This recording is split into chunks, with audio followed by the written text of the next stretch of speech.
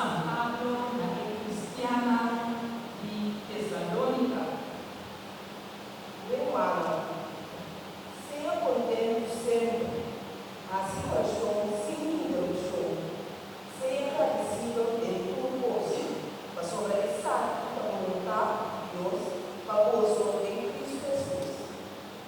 Não para escrever, não despreciar a profecia, examinar tudo posto ter mundo a lógica pura. Alinhar o seu sobre os males. Mas Deus faz por santificar você completamente e por parte da sua persona, alma e corpo assim marcha, que ora no Senhor Jesus Cristo Filho. Jesus, quem te llama apóstolo, da fiel, e lo dejas por santificado. Palavra de Deus. Nós te alabamos.